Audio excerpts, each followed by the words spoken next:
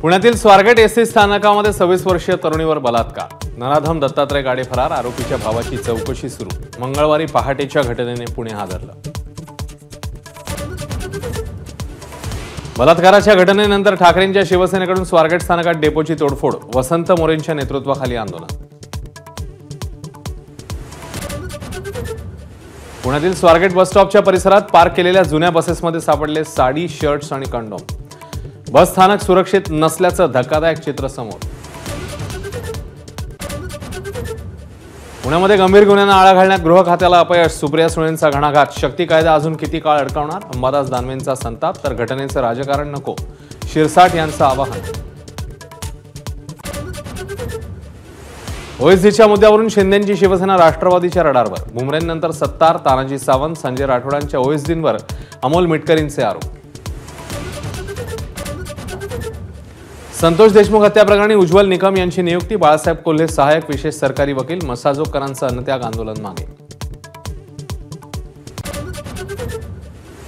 आरोप झालेला ओएसडी चालत नाही, पण मंत्री कसा चालतो? सुप्रिया सुळेंचा सरकारला सवाल. सरकार खरंच भ्रष्टाचार मुक्त असेल तर सिलेक्टिंग वॉशिंग मशीन चालणार नसल्याचा टोला.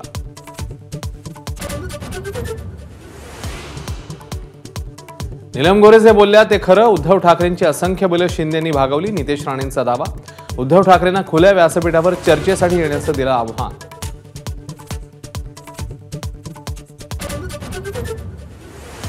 नाशिक सिंहस्थ कुंभमेळ्याच्या तयारीसाठी सह्याद्री अतिथीगृहावर बैठक. मुख्यमंत्र्यांसह मुख्य सचिवांची उपस्थिती. दोन्ही उपमुख्यमंत्री मात्र गैरहजर.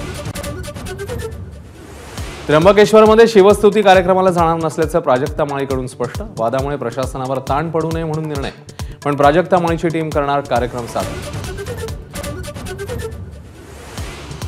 महाशिवरात्री निमित्ताने देशभरातल्या मंदिरांमध्ये भाविकांची गर्दी.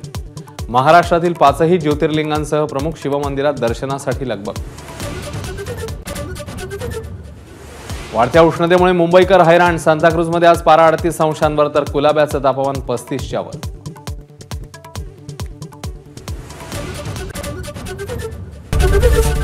एबीपी माझा, उघडा डोळे बघा नीट.